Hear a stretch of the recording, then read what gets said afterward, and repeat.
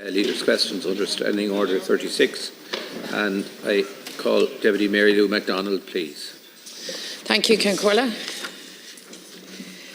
Taoiseach, one of the major criticisms in your Housing Commission's damning report is government waste of money. The report says that this government has, and let me quote, by comparison with our European partners, one of the highest levels of public expenditure for housing, yet one of the poorest outcomes. You have to ask yourself why that is. Well, it's because you decided to pass the state's responsibility for housing people to private landlords. Last week, I raised the €3 billion you're forking over to wealthy property funds to lease homes that neither the state nor the tenants will ever own.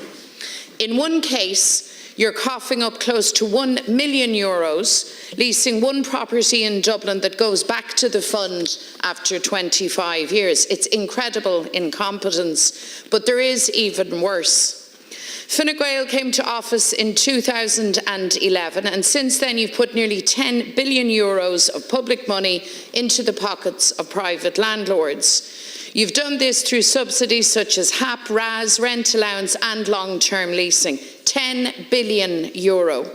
That money could have been used, should have been used, to build tens of thousands of permanent homes for ordinary people. But instead, you pay out €10 billion to keep workers and families in the private rental sector with very, very little housing security. Housing supports are necessary, but they must be short-term and temporary, not a never-ending bill for the taxpayer. You've turned what's supposed to be a temporary short-term support into indefinite, uncertain, insecure situations for so many people. You should know as well as I do what life is like for people on HAP. They talk about their rip-off rent leaving them with very little to pay other bills. They worry about being forced to move out with nowhere to go. The insecurity of their housing situation is always on their minds. It's stress, worry and constant uncertainty for the future. These workers and families should have the security of a permanent home. But of course you don't see your housing failures. Taoiseach, families forced to go without a permanent home see it. A generation locked out of affordable housing sees it, and young people paying extortionate rent see it, because they live with the consequences of your housing decisions every single day, and they have had enough. Enough of your rhetoric. They want delivery and they want real change in housing. Tá Fine Gael agus Fianna Fáil curbeognach €10 billion daragad puibli I bócí tíornaí talún príomháideacha. Ba ceart an targad sin a bheith úsáidte gur tithe phrais réasúnta atá tastáil ag daoine. Taoiseach, your Housing Commission has called for rental subsidies to be reformed to make them short-term, temporary supports. They have called for a huge ramping up in the delivery of social and affordable housing because workers and families need permanent roofs over their heads. Putting €10 billion into the pockets of private landlords doesn't get the job done, and that is the bottom line. Taoiseach, your approach to housing has failed. You're simply recycling the same policies that got us into this mess in the first place. So here's my question for you.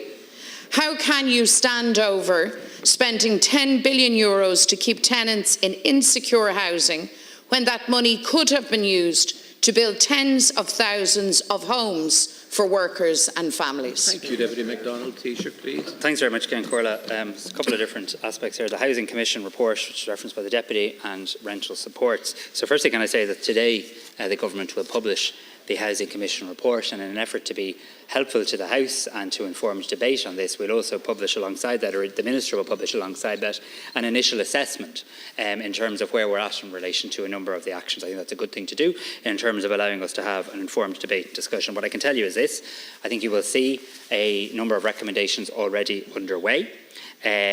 And I think it's also important to say this, because the Housing Commission has been referenced a lot in the last 24 hours. It's important to remind ourselves of what it was asked to do.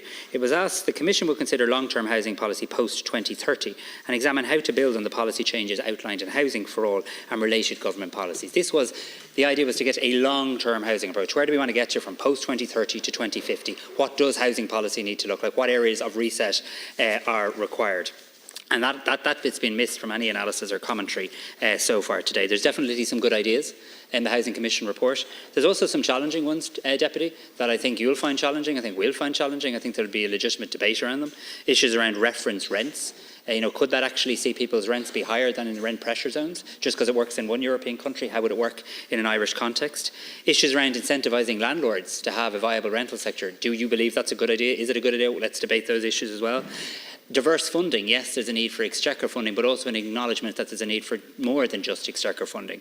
Also, you'll see disagreements and different points of view even amongst members of the Commission on a number of the recommendations. So this is a report that I think won't just be challenging for government, and it's good to be challenged, by the way, on the biggest societal issue we face, but I think it'll be challenging for opposition, it'll be challenging for policymakers. So let's publish the report, let's have an opportunity to scrutinise it, and let's take it from there. But of course, while all of this is going on today, and this is very useful and very helpful, and I thank the Commission for their work, there's people who need help in the here and now. And that's why I want people at home to know that every single working day in Ireland so far this year, 337 homes have commenced construction.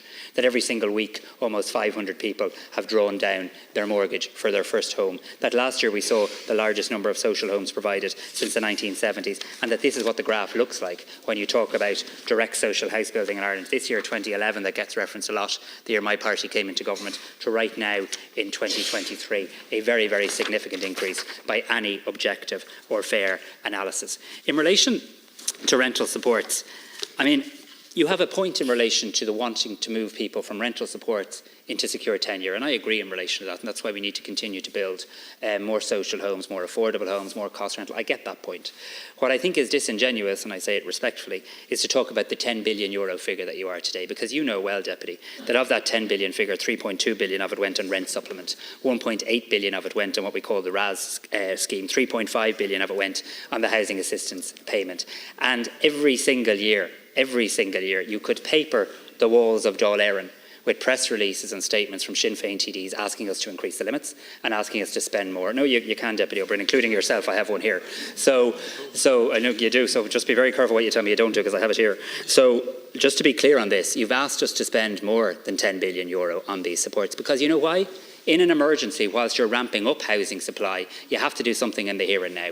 You say landlords, I say renters. You say 10 billion given to landlords, I say 10 billion given in rental support to people who come into your constituency offices and come into mine looking for assistance. And it is news to me that you believe the money on rent supplement, on RAS, on housing assistance payment is not money well spent at a time when the country had no money. Because remember in 2011, when my party came to government, it was your party's position, when Jerry was in charge, send the IMF home and tell them to take their money with them.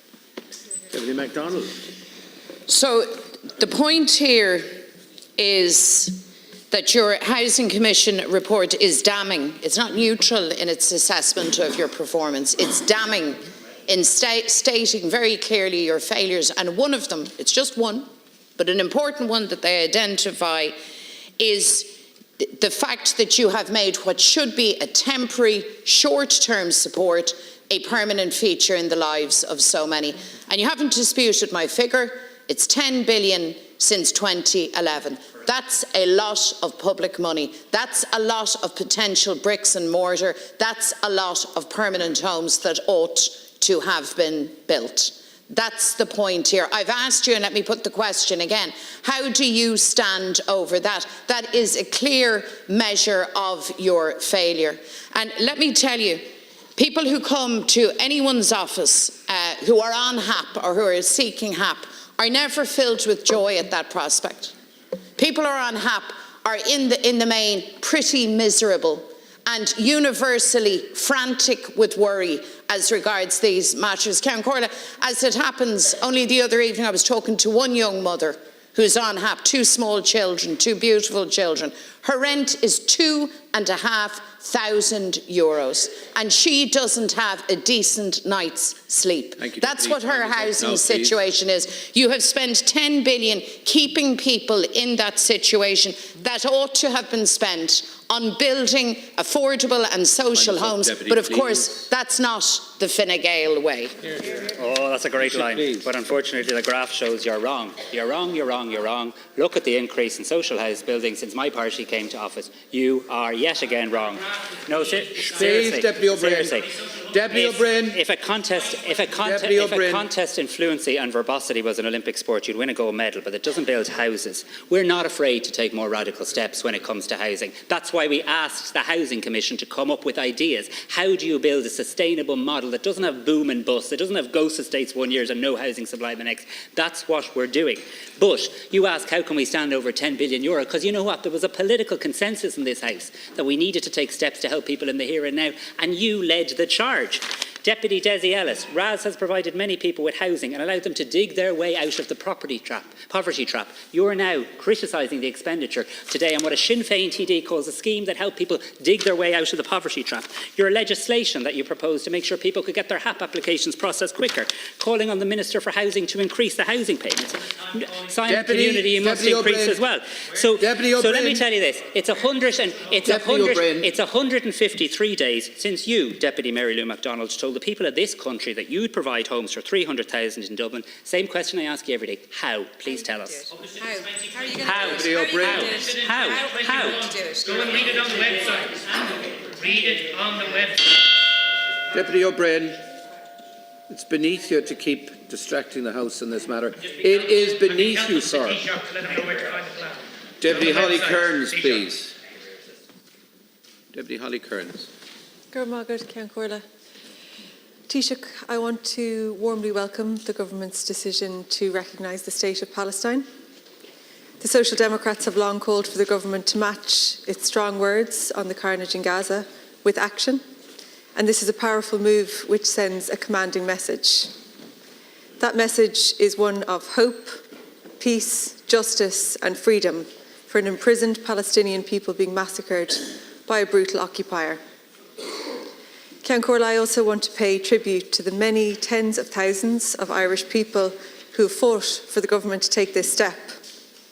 Every weekend, in every corner of the country, in cities, towns, villages and college campuses, people have marched in support of the Palestinian people and demanded an end to the ongoing genocide.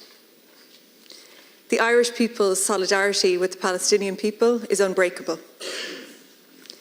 It's long past time this solidarity was formally acknowledged by our government with recognition of the state of Palestine.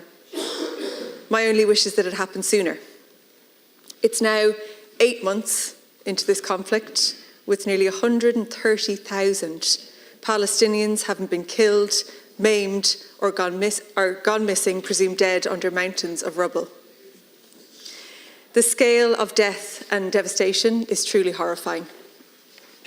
That so much of the Western world has turned a blind eye to this carnage is shameful and it's shocking. These same countries will criticise Ireland and Spain and Norway for the action they've taken today. Their hollow criticisms have no credibility. Any country which provides weapons being used to slaughter 15,000 children has abandoned not only the rule of law, but any shred of moral authority. The Israeli ambassador has been recalled to Israel. All I can say to that is good. Her presence at our famine commemoration at the weekend, while Israel uses starvation as a weapon of war in Gaza, was grotesque. Ireland should not be facilitating apologists for genocide. Taoiseach, after many months of inaction, international institutions are finally beginning to act. Israel stands accused of genocide at the International Court of Justice. The UN Security Council has issued a resolution calling for a ceasefire, and the International Criminal Court has issued arrest warrants for Hamas leaders and the Israeli Prime Minister and Defence Minister. Here in Ireland, we must continue to increase the pressure on Israel to end this war. Taoiseach, I commend the government for recognising the state of Palestine. Will you now take the next step and enact the Occupied Territories Bill and the Illegal Israeli Settlement Divestment Bill, and commit to enforcing any ICC warrants issued against Israel and Hamas leaderships? Thank you, Deputy Cairns. Taoiseach. I want to thank Deputy Cairns for her contribution. I want to acknowledge her long-standing support and that of her party for the recognition of the State of Palestine. Indeed, I'm proud to be Taoiseach in a country where I think there has been for a significant period of time a political consensus around the importance of this. We have division in this House on many occasions, that's right and proper in a Parliament, in a Dáil, but there are rare moments where I think we can be unified in speaking with one voice for the people of this country who wanted us to recognise the State of Palestine. And they don't do that naively, and they don't do it, as some of our critics say today, to a virtue signal. They do it because they passionately believe in a two-state solution. They do it because they believe that, forget for a moment governments and political figures, they believe that the people of Israel and the people of Palestine have a right to live side by side in two states in peace and in security. And if you believe in a two-state solution, it's important that you recognise the existence of two states. So you said you wished it happened sooner, and I can understand why you would say that. So it was always our wish. It was always our wish, and I believe the wish of other countries who've recognised Palestine today, to move as part of a peace process. But sadly, we're at a time where a just and comprehensive peace settlement seems further away than ever, perhaps, and you can't wait forever to recognise the state of Palestine. I'm really pleased that we managed to move in lockstep with some other countries, with Norway and with Spain. I think the three countries have powerful track records in history in terms of the Middle East and wanting to see peace and wanting to see a two-state solution. And I expect other countries to now follow in the coming weeks. And indeed, you'll have heard a number of other countries in recent weeks indicate their wish to follow. But they all have, I'm respectful of the fact that everyone has their own national processes as well. In relation to the International Criminal Court, firstly, I mean, Ireland respects the work of the court.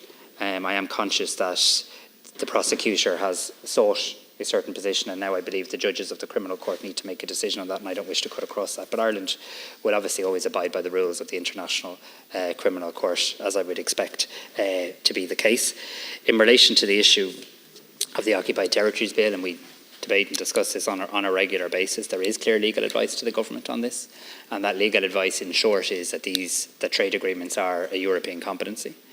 But I am continuing to push at a European level, and I say it very honestly here, I am continuing to push at a European level, as my predecessor did, as the Spanish Prime Minister Pedro Sanchez does, for the review of the association agreement, because it does have human rights clauses in it, and the human rights clauses weren't in it to put nice flowery language or to pad it out or to make it longer. They're real and meaningful words, and I am frustrated that we have not yet been successful in persuading people of the merits of the need for that review, and we continue that work. Taoiseach, Deputy Cairns. Taoiseach, government representatives have been telling us that the Occupied Territories Bill is contrary to EU law since 2020, but you've refused to clarify a really important point. I'm wondering if you've sought updated legal advice to reflect the fact that we're now witnessing a genocide unfold before our eyes, because that can and that should change the legal advice and allow the government to enact this important bill. Israel shouldn't be entitled to slaughter with impunity and maintain normal trade and diplomatic sanctions. Things have changed. We should also be doing everything we can at EU level to stop this carnage, and you mentioned what you're doing at EU level. The EU's inaction in the face of these horrors inflicted on the people in Gaza is shameful, and Israel's cheerleaders in the EU, like outgoing Commission President Ursula von der Leyen, have created a permanent stain on the EU's reputation. So, Taoiseach, I think what's important to people is to know, can you clarify if you've sought updated legal advice on the Occupied Territories Bill, and can you confirm that Fine Gael MEPs are going to support another term for Ursula von der Leyen as the European President Commission? Thank you, Deputy. Taoiseach. So I have got recent legal advice. I'm happy to share with you the date of the most recent legal advice. I don't have it to hand, but I'm very happy to share that with you, Deputy Cairns, because we have engaged in this in good faith. I do believe at a European level we had a significant breakthrough at the last European Council meeting, which is the first one I was honoured to attend in April, where the unanimous conclusions were a call for an immediate ceasefire. That had not been the unanimous position. Myself and Minister Karen McNeill were in Brussels for that, and that includes the view of the President of the European Commission, President von der Leyen. We want to see an immediate ceasefire, an immediate cessation of violence. We want to see an immediate release of all the hostages. We want to see unimpeded access to humanitarian aid. But I do think we also have to ask ourselves this point in Europe and in other parts of the world.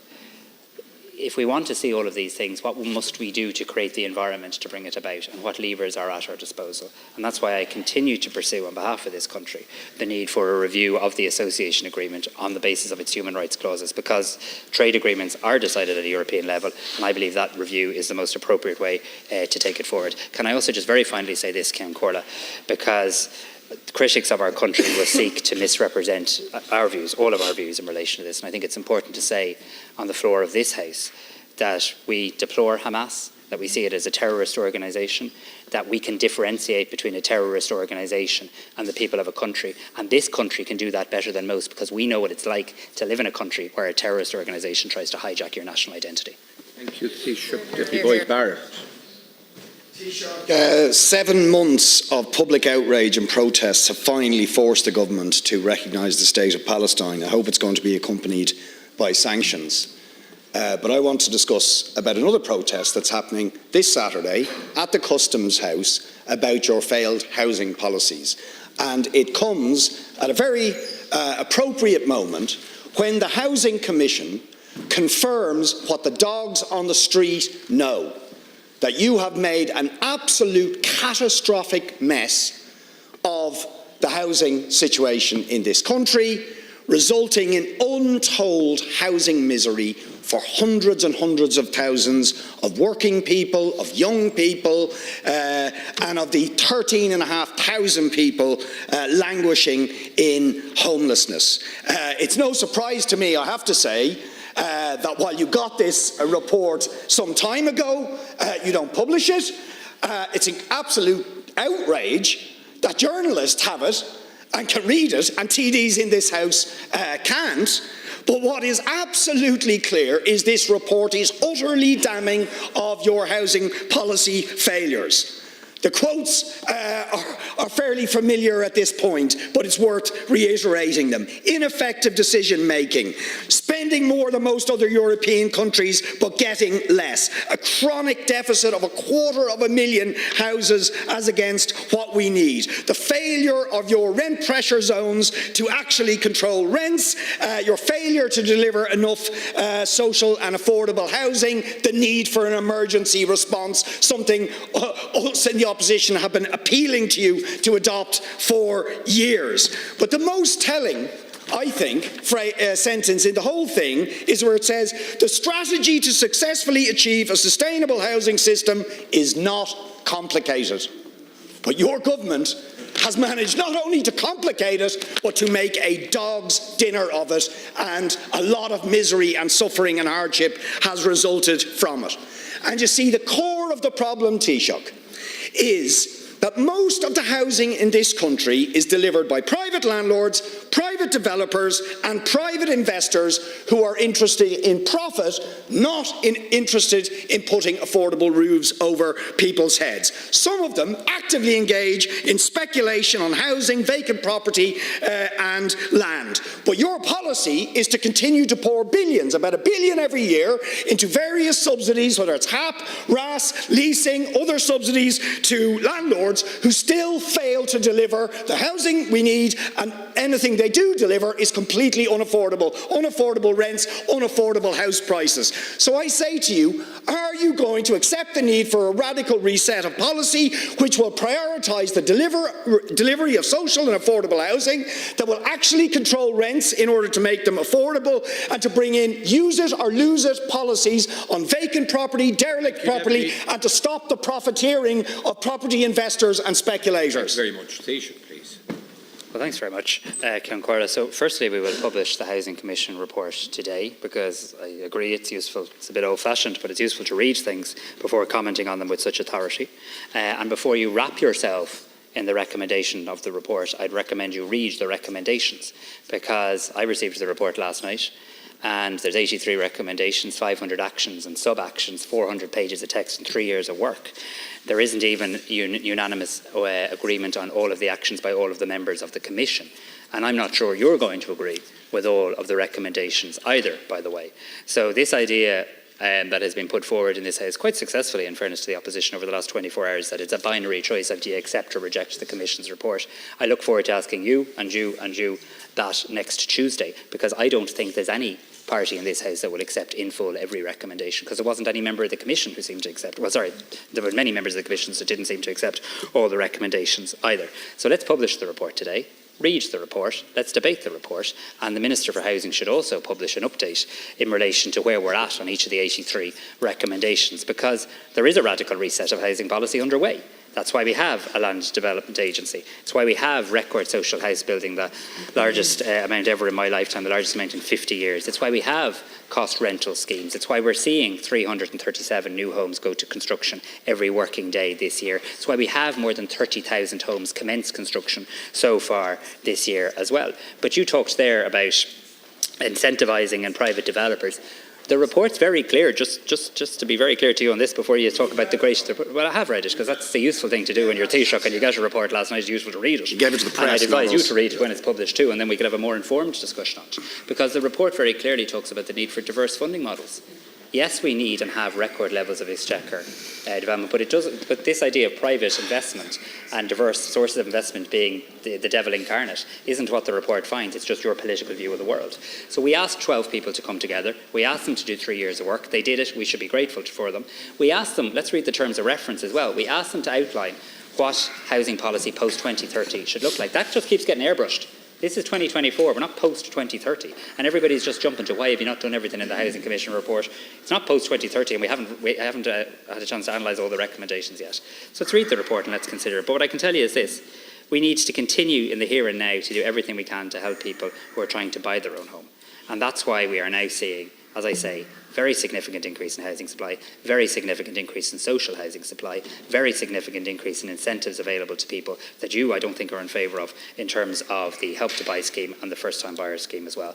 I take the point that you make in relation to some of the rental supports and the wish for that not to be a permanent destination for people and the need to get people secure accommodation, be it social, affordable or private. But I also get the point that you raise with me on a very regular basis in this House, probably once a week, the need to continue with those supports and the need to reform and improve them further. For those who are not convinced by your answer, the housing protest is outside Customs House at 2:30 this Saturday, and I hope people will come out on the streets for it. Look, nobody disputes there will be a private sector in housing. But the private sector should not be subsidised at the expense of delivering the social and affordable housing that the private sector is completely incapable of delivering. But the vast majority of your policy is about either giving subsidies to private developers and speculators who are incapable and unwilling to deliver affordable housing at the expense of the social and affordable housing we actually need. Now, that is a crazy policy. And you need to accept that the house prices and the rents at the moment are unaffordable for about 60 to 70% of ordinary working people. The market that you subsidise, that you incentivise, that you pour billions into their pockets are not delivering stuff that is affordable. Therefore, you need a radical reset, and that's what the Commission report says. Break from a failed policy, admit it is failing, and reset. And begin to direct the resources the state has, which are plenty, into building social and affordable housing and into controlling the absolute obscene rents being charged by these property investment funds and these corporate landlords. Thank you very much. Taoiseach. So you're picking one line of around 400 pages of a report, which I accept you haven't had an opportunity to have or read yet. I accept that fully. But what I'm suggesting... I've been phoning the journalists to try and get it. Yeah, well, we'll be publishing it today. What I'm telling you is this, that when you see the actions, you'll see that many of them are underway. Many of them we agree with, by the way. Many of them are in line with government policy. Many of them are things we are working on right now. And there are some, Deputy O'Connell, that I'm not sure you'll fully agree with either. I'm not sure there's some that you'll agree with either. So I don't think it's going to be a case of every single recommendation meeting the satisfaction of every political viewpoint in this House. But there's good ideas here. And you know what? We need good ideas. We need to be open to listening to new ideas. We should never be so complacent or arrogant to suggest when it comes to housing that we don't want them. And there's good stuff there that we will advance. There's also stuff there that we may not be fully convinced of, and there's stuff there that you may not be fully convinced of either. So when it comes to housing, we're open for business when it comes to new ideas. And that's what the Housing Commission is helpful in relation to. That's why we set it up in the first place, and that's why we look forward to engaging on it. Let's have 50% social and affordable on all development, as we've asked for. Please, Deputy Shanahan. Margaret Count-Corda. Please, there's somebody else in possession now. Taoiseach, we held a remembrance event in Waterford Saturday to mark the recent passing of Brendan Cummins, someone who I recommended to you to the board of SETU. Brendan was a global CEO of Ciba-Geigy for many years and a board member of 2 New York listed stock exchange companies. But it was his civic work in Waterford he'd be most remembered for, especially his outstanding work to Respond Housing Association. Taoiseach, anger is an important emotion in politics. After the termination of the prolonged period of social distancing in the Leinster House bubble necessitated by the return to the campaign trail, party elected are meeting palpable anger at many doors, and they're asking, where is all of this going? Obviously, our first instinct is defensive. How can we protect our politics, our society from all of this anger? And there is worry too that it may spill over into something more sinister. But anger is also an indispensable political emotion. For without angry speech, how would we know that the powerless get an audience with the body politic?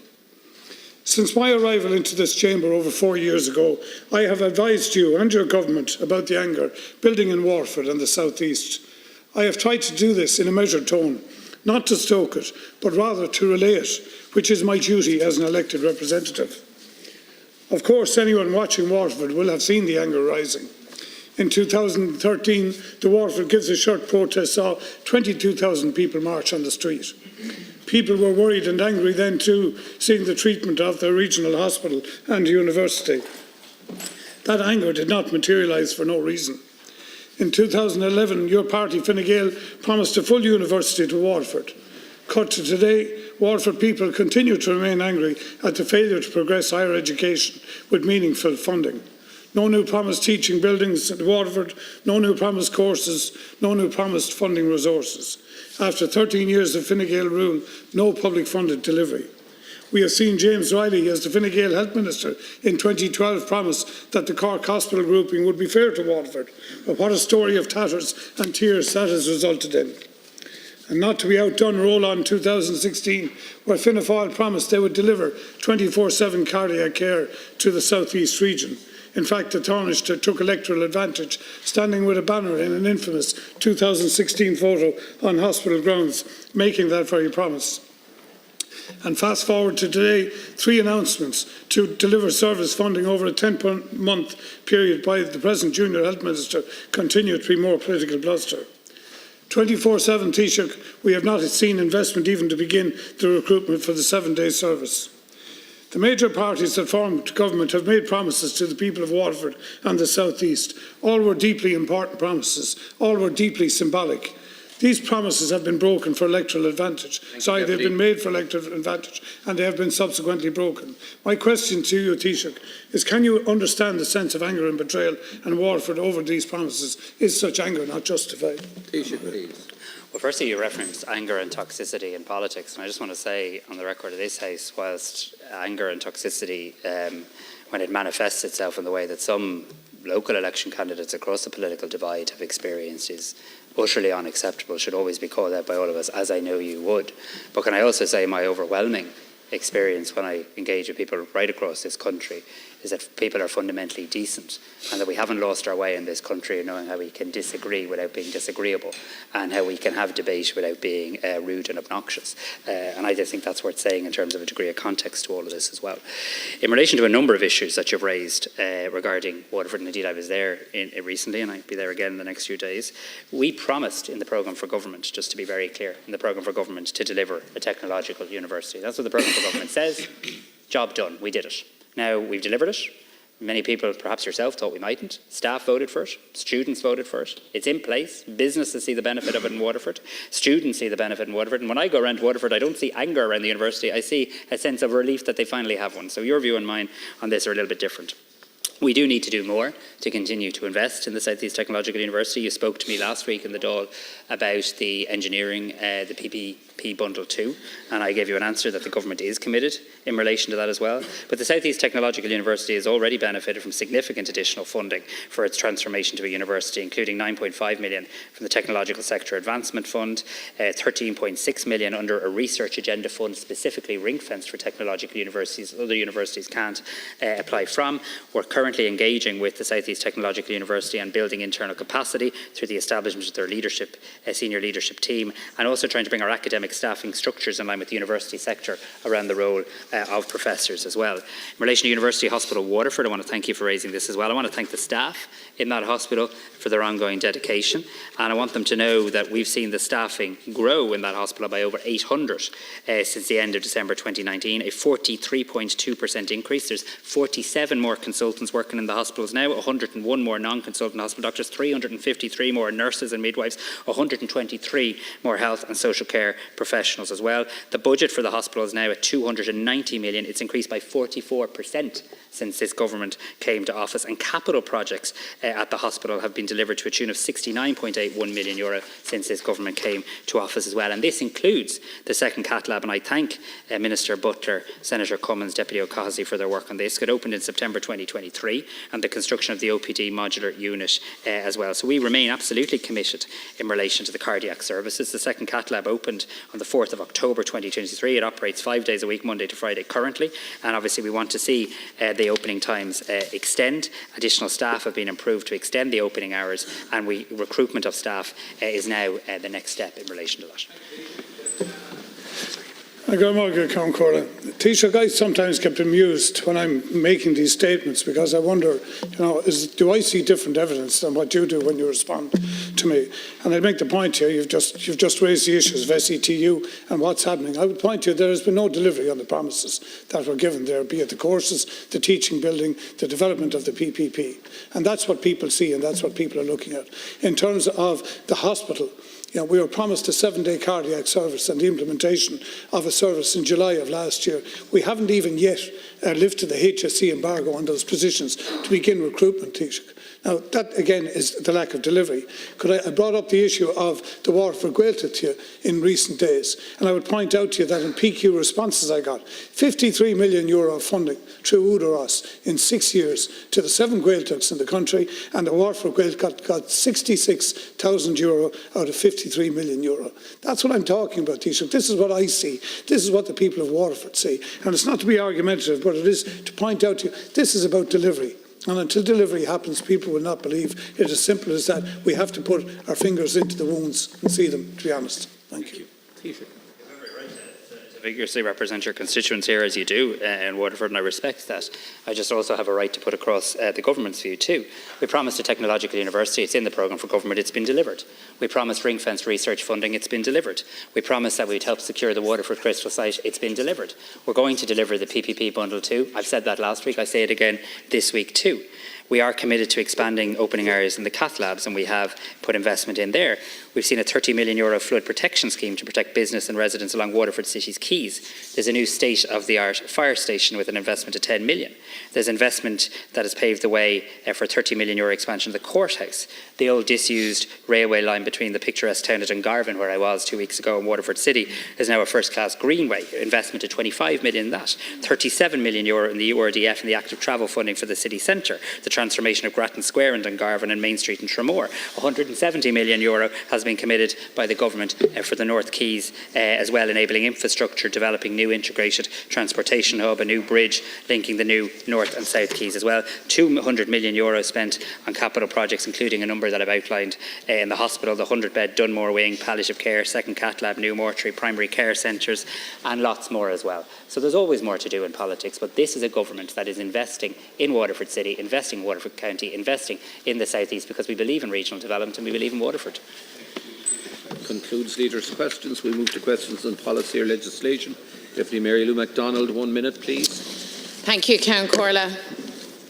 Taoiseach, Ireland's recognition of the State of Palestine is a historic step in the struggle for freedom, self-determination and human rights for the Palestinian people. And I want to commend all of those who have campaigned for this over many, many decades. Today, the people of Gaza continue to endure slaughter, displacement and starvation inflicted upon them by an Israel that acts with impunity. Israel's attacks on Gaza are war crimes. Ireland can and must take an active role within the international community in pushing for an immediate and full ceasefire and to hold Israel to account. The government must follow today's important announcement by enacting the Occupied Territories Bill and by taking the lead in Europe in pushing for sanctions against Israel. Will you take these important steps, Taoiseach? And could you outline to the Dáil the arrangements for the formal recognition, which I understand will take place next Tuesday? Deputy Taoiseach. To Deputy MacDonald, and I do genuinely welcome that Ireland, government and opposition, can speak with one voice on this. I think it's important for the people of Palestine and it's important for Ireland that we recognise the State of Palestine and acknowledge your long-standing support for this too. I also assure you and the House that we will continue to work at every possible opportunity for an immediate ceasefire. Every avenue, every conversation, every engagement. I'll do that, the Tánaiste is doing it, every member of government, and I know every member of opposition. We should use every fora available to us and also every lever available too. I did outline our view in relation to the Occupied Territories Bill. It is a legal position that based on the advice that we have. I did also outline, though, how we're intending to progress that and continue to try and win the argument at a European level. The government, the recognition will formally take place effective next Tuesday, and I would suggest that we should, with the agreement of the Business Committee, have statements in the Dáil next Tuesday on it. Duncan Smith. Taoiseach, in 1987, with the founding of Boyd-Barrett Hospital, the population of Fingal was about 140,000. It's now 330,000, expected to grow to 400,000 by 2030. Yet we're still fully reliant on Boyd-Barrett Hospital. Last week, in my own town of Swords, we found out that the long overdue HSE Primary Care Centre is now in doubt because the developer says it can't be delivered at the agreed price. As a former Minister for Health, you know how important a primary care centre is. Swords is the largest town in Ireland without a primary care centre, and the pressure on Boyd-Barrett Hospital is unsustainable. Can you please give some comfort to the people of Swords and South Fingal that they will be able to avail of a primary care centre in their town ASAP? Thank you. Taoiseach. I can, and I thank Deputy Smith for raising this issue, and I fully agree and I'm aware of the size of Swords and the population expansion that they're seeing there, and I am of the view that if there are challenges in relation to the delivery of any such primary care centres, we'll have to come up with alternative ways of progressing them, because I do accept the need for the people of Swords and South Fingal to have that primary care centre, and I'll ask for a direct update from the Minister for Health. Thanks, Taoiseach. I want to ask you about the provision of ASD classrooms. There's a school in my own constituency in Glasnevin where 2 years ago the NCSE recommended 2 new ASD classrooms. However, the Planning and Building Unit isn't responding to any of their calls and hasn't been responding for over a year now. So I want to ask you, is there an unwritten policy now that it's only reconfigured classrooms where there's already some existing space in the school that are getting the go-ahead, and not those that require new modular builds? Because that seems to be what's happening, and it seems to be a policy of, quantity over quality.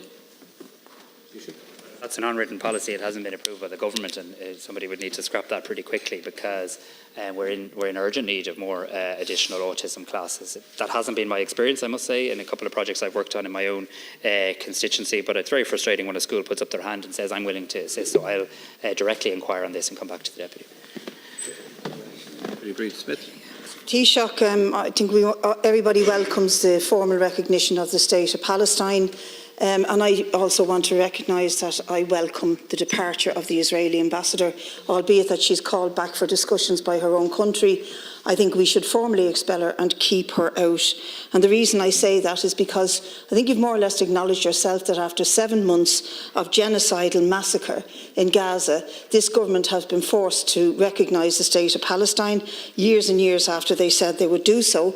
But there's also years and years of illegal occupation, of apartheid, of a rule by a state that doesn't have the right to exist. This is not a normal state. The State of Israel needs to have sanctions imposed on it. It needs to be boycott it, and the Israeli ambassador needs to be expelled from this country. Much, much more needs to be done, not just for the people of Gaza, but for the entire people of Palestine. We want peace. Everybody wants peace, but you're not going to get it unless you put the absolute strictest sanctions you possibly can on the apartheid state of Israel and stop the massacre in Gaza. Taoiseach. I don't want to be overly argumentative, but I just want to check you didn't say that Israel doesn't have the right to exist. Okay, so so just to be very clear, it's the government's position that there's a state of Israel, there's a state of Palestine based on the 1967 borders, and both, well, you may not agree with that, I'm not articulating the government's position on what recognition means today, and that both states have a right to exist in peace and security, and both Israeli people, Palestinian people, their children and their children's children. And we do intend to keep diplomatic relations with Israel. We keep diplomatic relations with countries that we vehemently disagree with, and those diplomatic relations are often very important in relation to our citizens. Taoiseach, we've just spoken about how the health recruitment freeze is affecting the 7-day cardiac service, but it's also stopping other initiatives in the national hospital space. A large hospital in the country was able to transfer 220 patients who receive bi-monthly infusion therapy into a community and primary care setting because they had specialist nurses to help them to do that. The patients remain under the active care of the hospital management teams. But the top-line results demonstrated the initiative reduced the hospital drugs bill by €850,000. It freed up 1,760 appointment spaces in the schedule. It saved 3,520 nursing hours and treatment bed share options, allowing those to be offered to other patients. And it saved the pharmacy significant compounding time. This could be done on a national level, Taoiseach, and could possibly affect up to 2,500 patients, but it is a fact that the embargo is stopping the recruitment of nurses to assist that process. So I make you aware of it, Taoiseach. I thank Deputy Shanahan for making a constructive suggestion in relation to how innovation is actually helping patients and indeed being cost efficient as well. The health service is funded this year to grow its staffing levels by 2,200 additional staff for the health service, 3,000 when you include disability services. But I'll particularly ask about the service that you reference and the particular benefits both from a cost and patient point of view. Good. Taoiseach, once again I return to the issue of disability services and school places in South Tipperary. Last week I handed a number of letters from very, very concerned families to the Taoiseach of families who can't get school places for their children with autism. This continues with many children still without a school place. This week I'm in receipt of a letter highlighting the urgent action required in support of our special school in Cashel called Skullcormac. A wonderful staff, wonderful school. Skullcormac is a special school providing education to 219 children and young people with more severe and complex special education needs. The staff of Skullcormac have now come together to highlight the difficulties they are having to get essential and necessary resources required. They believe the processes are far too arduous and long.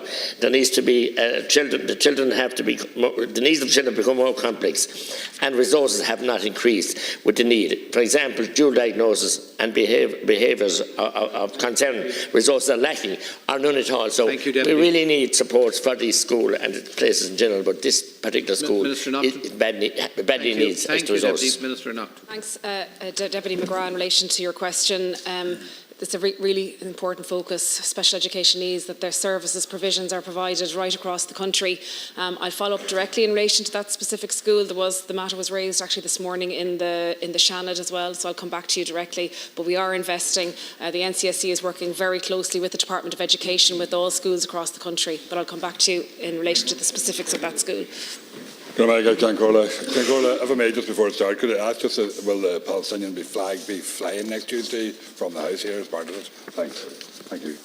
Taoiseach, the fishing industry in Ireland has been in serious and rapid decline since the introduction of the Common Fisheries Policy. Because of this, fish factory workers who once worked 10 months of the year are now lucky to get 6 weeks' work in the factories. This decline has meant that it is no longer possible for workers to work up enough stamps and that they're forced to apply for job seekers allowance rather than job seekers benefit, which impacts on their income. Although scarce, the work carried out by factory workers is vital and important. Without it, we would not have fresh fish in our shops or supermarkets. They need to be supported to carry out this work, but many are leaving the factories because of the decline in hours and the fact that they are now forced to claim means-tested job seekers allowance. This will benefit factory owners as well as workers, Taoiseach, and it's very important. So I wonder, would you introduce measures through social welfare to support fish factory workers to allow them to continue to provide this vital work? Thank you. Deputy Bringo for raising that issue for factory workers and the benefits that it would have for the whole sector as well. I'll ask the Minister for Social Protection to look at your suggestion and to revert to you directly. Corla. Taoiseach, if we told people there was a medicine that could reduce cardiovascular disease by 33%, they would take it. If we told people that there was a tonic that could reduce type 3 diabetes by 40%, they would absolutely take it. And if we told people that there was a tool that could reduce the risk of depression by 30%, they would absolutely take it. Taoiseach, this medicine does exist. It's called physical activity, and we need to incentivise it. Physical inactivity is costing the state in the region of €1.5 billion per year. Yesterday we had a presentation from the Irish group against. It's called the Physical Activity Alliance. Okay, the Irish Physical Activity Alliance. They gave a presentation calling for a tax relief for gym membership and for physical activity. I am asking that we support this. It would lead to healthier lifestyles. It would lead to longer living lives, and it would also it would save the state a fortune. So we're asking you to support that. Thank you. Look, we certainly look at any good ideas in advance of the budget. Obviously, we should all exercise, and there's obviously walking around your local park and the likes as well, and exercising in your community too. We have introduced a number of measures, including the Bike to Work scheme, that I know have been important. But look, that's a novel idea that's certainly worthy of consideration. I'll ask Minister McGrath to consider it. Deputy Brendan Griffin. Would you be able to provide an update to the House in relation to the Sports Capital programme? I very much welcome the recent allocations for sports capital equipment. It's great news for loads of communities and for the volunteers in sports clubs around the country. But there seems to be a bit of confusion. There was a list circulating online yesterday of amounts and club names, but on closer inspection it seems to me that this was a list of the amounts sought and not the actual proposed allocations. So would you be able to provide clarity to the House as to when we can expect to have allocations under the capital side of the Sports Capital and Equipment programme, please? Thank you. In Sports Capital in Wicklow as well, I inquired about this only the other day myself. So my understanding is that the Sports Capital funding allocations are likely to be in the autumn, probably September or October. I'll ask Minister Martin and Minister Byrne to confirm that to you. We have, as you said, made the announcement on the sports equipment, but the bigger scheme, if you like, will be followed in the autumn. Thank you, Councillor. Taoiseach, the Housing Commission report, which is devastating for government, called for a radical strategic reset of housing policy. In Limerick, there are a significant amount of land in the control of the Land Development Agency. These are lands that could and should be used for the development of social and truly affordable housing that working families can access. In 2022 and 2023, the Land Development Agency failed to deliver a single home in Limerick. It has lots of plans, lots of projects, but no delivery for any time in the near future. I'm asking you to instruct the Land Development Agency to transfer some of these lands to Limerick City and County Council, who, when provided with the funds needed, have been much more successful in delivering homes for those who need them in Limerick. We cannot wait for the Land Development Agency, where we have thousands of people in Limerick with no home. So will the government release funding to Limerick Council and at the same time instruct the Land Development Agency to give some of the state-owned land to Limerick Council so they can start building the houses that are desperately needed? We need delivery, and this is something the LDA are not providing. Really see the benefit of a directly elected mayor for Limerick, because obviously that sounds like something that the local authority and the LDA should work together on. I'll certainly ask the Minister for Housing to follow up on Deputy Quinlivan's suggestion and to revert to him. Thank you, Councillor Corla. Taoiseach, could you please clarify whether it is common practice for GPs to put medical card holders applying to become patients in their practice onto a waiting list, rather than giving an outright refusal, thus preventing them from getting 3 refusals required to go into the HSE to step in and appoint a doctor for them? I want to know, is this directly related to GPs in Kildare? Because the applicants are still waiting without an assigned GP while on a waiting list. And what measures can the Minister for Health do to take legislative to alleviate the situation? Now, I have put in a PQ to the Minister. And every PQ I put in, he sends it on to the HSE because he says it's an operational matter. I really don't care whose remit it is. I mean that. I need to have this resolved. Now, I know you had a lovely green chart at the beginning for leaders' questions. I'm wondering, would he have similar, and we could see the failure that is here, please? sure if he has charts, but I can sense your frustration. I can sense your frustration, Deputy Ryan, in terms of just trying to get an answer to the question for your constituents in Kildare. I'll ask the Minister for Health to revert to you directly and clarify the issue. Deputy Pádraig O'Sullivan. Taoiseach, I'd like to raise with you the issue of IBD services in Cork. I've liaised with the HSE over the last few weeks about this issue, but I think it's appropriate just to raise it here again today. So currently the IBD service at CUH is led by 3 consultant gastroenterologists and 2 academic consultants, 1 clinical nurse specialist providing support for over 2,000 patients with IBD attending that clinic. In 2023, the IBD service was supported by 2 clinical nurse specialists, but as one is on maternity leave, the responsibility and workload of 3 clinical nurse specialists and 2 ANPs have fallen on 1 clinical nurse specialist. The Chief Executive of the HSE goes on to state in parliamentary question that the decreased staffing is a direct result of the recruitment moratorium and that they have filed a risk report in this regard.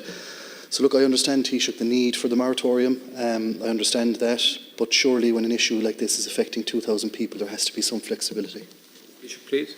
Well, yeah, look, I mean, the entire reason that the government, Deputy O'Sullivan, provided the HSE with a budget that allows them to expand staff by 2,200 in the HSE and over 3,000 when you factor in disability services was to ensure that issues like your own could be considered in terms of service delivery. So I'll certainly ask the Minister for Health and the HSE CEO to revert to you directly on the specific queries. Thank you. Deputy David Stant. Sir Count Crawler, could I ask the Taoiseach, can he give us a date when the call for the 4th and next round of the excellent Urban Regeneration and Development Fund will be made? In my area, Carricktool and Cove are very interested in this because it's an excellent fund. Thank you. Deputy Stanton, as I travel around the country, I see so many projects that have benefited from it, and I'm sure in your own county of Cork as well. I don't know the answer to the specific date question, but I'll ask the Minister for Housing to revert you directly. Thank you, Deputy Alan Kelly. I want to ask you about staffing levels in UHL. The government has said that they're committed to doing everything that in relation to this. Hence, Justice Clark's report is due out soon, which I presume will recommend a level 3 hospital, given the statement of the Minister in the last few weeks. But there are 183 nursing positions vacant, despite some derogation on the embargo. What's going to be done about this? But more importantly, and this is a real issue, the recent missive on the April 19th that all temporary hire appointments in UHL will be blocked and reversed. So basically anybody acting up, which is normal across the HSE, in UHL will no longer be allowed to do so. In that scenario, by the way, it's about 60 people inside UHL, some, by the way, in the emergency department. So can you please get onto the Minister and investigate this?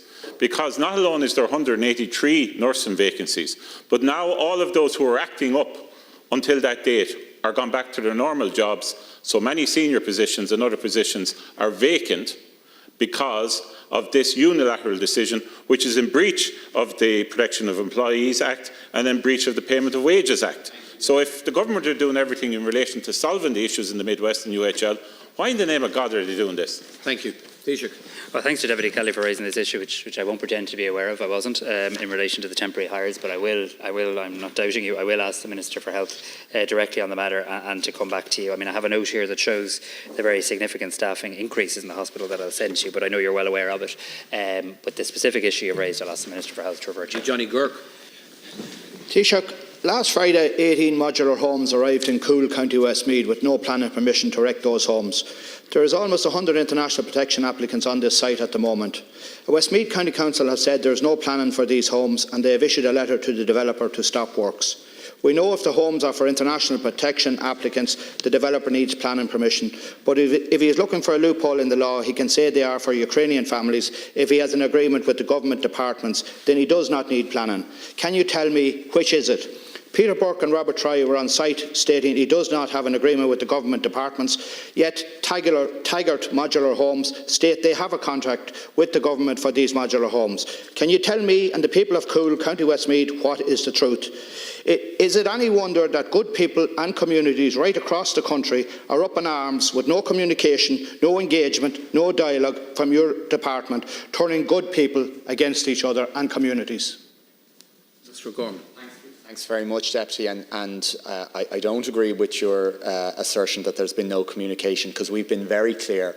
In this location, there is no contract for modular homes for either Ukrainians or for international protection applicants. There are a number, around 100 international protection applicants staying already in that site, and I think that's recognised, and I know members of the community have been supportive to them, but there is no contract in place for modular homes for either Ukrainians or international protection applicants, and I hope that's as crystal clear to you as I can make it.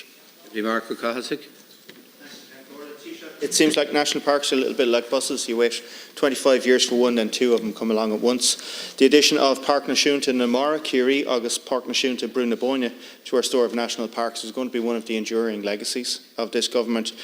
But while I'm unequivocally in favour of these new designations, I can't turn a blind eye to the fact that there's not actually a legislative underpinning for our national parks. The National Biodiversity Action Plan sets as one of its objectives to ensure the legislative framework for biodiversity conservation is robust, clear and enforceable, and one of the sub-targets is that the MPWS should publish legislation to provide a legal basis for our national parks. Taoiseach, can we instigate this process under this government? Can we expedite it? Because I'm not sure I can trust the next government to do as good a job as I think Minister Noonan would do in this regard. Thank you. Taoiseach. Toby, that's terribly defeatist, Deputy O'Connell. It's terribly defeatist.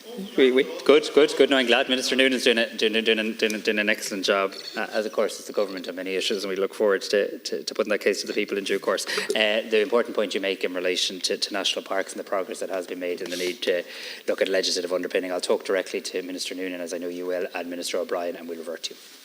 Jackie Cahill, please. Taoiseach, could you give us a date when works on the health centre in Freshford will commence? Freshford, County Kilkenny will commence. I can't, but I thank you for raising the important matter, Deputy Cahill. I'll raise it with the Line Minister and get you an up-to-date answer in relation to the date. Taoiseach, the announcement that Ireland will formally recognise the State of Palestine next Tuesday is an historic moment for both Ireland and Palestine. And today I want to commend all those who have campaigned, all those who have marched, who have petitioned, who have stood up for international law and stood up for the reality that the only route to a lasting peace in the Middle East lies with a free, independent and sovereign Palestinian state. The state that we will now officially recognise has long endured oppression, occupation and apartheid. Today the people of Gaza face a relentless genocide. And Cairns, I hope that the occasion of recognition will be marked in this House with statements, with the flying of the Palestinian flag and the attendance of Palestinian representatives. But more than that, I expect that the government will take the next logical steps. Israel must be held to account and meaningfully sanctioned for the ongoing gross violations of international law in Gaza and across Palestine, because Ireland must be world leaders, not just in recognising a Palestinian state, but in securing a viable, free Palestine and a lasting and just peace. Well, I share your view that we should have statements in this House next week and with Palestinian representatives and the flag flying, and I note the Cairns indication that is his intention, and I welcome that fact. There will absolutely need to be justice and accountability in relation to the atrocities and the humanitarian catastrophe that's unfolding in Gaza. Of that, there's no doubt. The immediate priority for government, I think for all governments and all peoples, has to be an immediate cessation of violence and for the humanitarian aid to flow. We're seeing people being starved to death in Gaza at the moment, and the Irish government's priority is on continuing to work for an immediate ceasefire in every possible forum and avenue available to us, continuing to pursue that at a European level also, and continuing to support every effort around humanitarian aid. Thank you. Deputy Gino Kenny. Taoiseach, as a former health minister, I'm sure you're concerned in terms of, there was an Irish Times article on Monday in terms of accessibility of cancer drugs. And I just want to quote some of the oncologists, what they said. They said public patients are facing huge delays in accessing cancer drugs. A two-tier health system exists in terms of cancer, the drug system, and in their terms, when they're prescribing cancer drugs, a less effective drugs for all public patients are being prescribed because of the delay around reimbursement of drugs. Now, this is very, very unfair in terms of cancer treatment. I'm sure you agree with that. Can we fix this? And, people, there should be equality when it comes to cancer care and access to cancer drugs. When it was raised with me recently, I did commit to reaching out to some of the doctors and oncologists concerned who have voiced views on this, because I would like to hear from them directly. We have allocated significant resources for additional new medicines in 21, 22, 23, and this has seen the introduction of 61 new cancer medicines. There's a further €30 million available this year. The total spend on cancer drugs in the last 3 years is now over €600 million. But this year, the HSE Count Corla will launch an application tracker to increase transparency in the medicines assessment process, but I'll get you a direct update. Finally, Deputy Pauline Tully. I'm extremely concerned about the future for children with additional needs in this country, because just in the past week I've been informed of children who've been referred to primary care for speech and language therapy or for OT, and they've been told the waiting time to be seen is anything from 12 months to 4 years. Now, if one parent whose son is 6 years old was referred by his teacher for speech and language, they've been told the waiting list is 18 to 24 months. Another parent whose daughter is due to start school in September, she cannot even say the names of her friends, she needs speech and language therapy, referred by the community nurse, 12-month waiting list. Another parent of 2 children requiring speech and language and 1 requiring OT, I've been told there'll be a 4-year waiting list. Now, these are all primary care centres, but they're all separate primary care centres within the county of Cavan, but I'm sure Cavan is not an outlier in this as well. So, Taoiseach, what plans have you in place to address this severe shortage? And I just say the staff are excellent, but there just are not enough of them. Yeah, look, I share your view, Deputy Tully, that the staff are excellent, and I also share your view there's not enough of them. The good news, or relative good news, is we've just completed phase 1 of a recruitment campaign into our child disability network teams, which will see more therapists, more speech and language OT and physio. We're about to see the HSE launch a second phase of recruitment. I'll get you a note on what that should mean for Cavan as well. Thank you, Taoiseach, and thanks to everyone for their cooperation. That's